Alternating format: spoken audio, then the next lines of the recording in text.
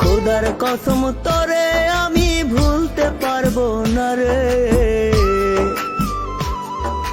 কেমন পীড়িত করলি রে তুই জ্বালারো বারে, ধুকে ধুকে মরার চেয়ে মাইরা যায় আমায়, আর জ্বালা দিস না রে তুই আমার কলি যায় রে, আর জ্বালা দিস না রে তুই আমার কলি যায়। যে ভালোবাসতে জানে সে সময় দিতে জানে, আর যে ভালোবাসাই বোঝে না সে সময় দিতেই পারে না। যেই লোকটা 18 ঘন্টা কাজ করতে পারে সে কি হোয়াটসঅ্যাপে এসে আপনার ম্যাসেজটা সিন করে রিপ্লাই দিতে পারে না?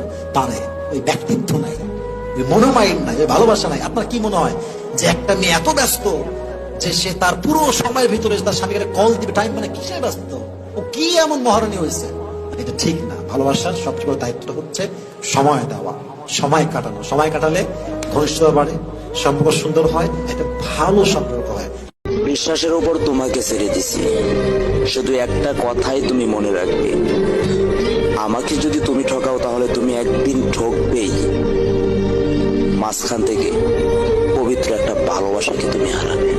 সবচেয়ে জঘন্য মানুষ হচ্ছে সেই মানুষ যে মানুষকে মিথ্যা ভালোবাসা দেখায়, আর যখন মানুষটা ভালোবাসায় সত্যি চলে আসে তখন সে বেইমানি করে হাতটা ছেড়ে দেয়। সবার সাথে কথা কও আর আমি ফোন দিলে ব্যস্ততা দেখাবো। আজ আমি না কারোর সাথে কথাই বলতে পারি না। তোমাকে ভালোবাসার পরে, তোমাকে ভালো লাগার পরে অন্য জনের সাথে কথা বলার আমার রুচি জাগে না। অনেক মানুষই কথা বলতে চায় কিন্তু আমার ইচ্ছাই জাগে না। কিন্তু তোমার সাথে একটা মিনিট কথা বলতে পারলে আমার ভিতরটাই শান্তি পাই। তোমার কিভাবে মনে চায় অন্য জনের সাথে কথা বলতে? তুমি আমাকে কি ভালোবাসো না? আমার তো জানা মতে যাকে ভালোবাসা যায় তার সাথে কথা বললে অন্য কোনো মানুষের সাথে কথা বলতে ইচ্ছা জাগে না, শুধু তার সাথে কথা বলতে মনে হয়। তাহলে কি তুমি আমাকে ভালোবাসতে পারো নাই, তাই না? হ্যাঁ। প্রিয় মানুষকে যদি ফ্যামিলি না মেনে নেয় সেই ক্ষেত্রে কি করবেন?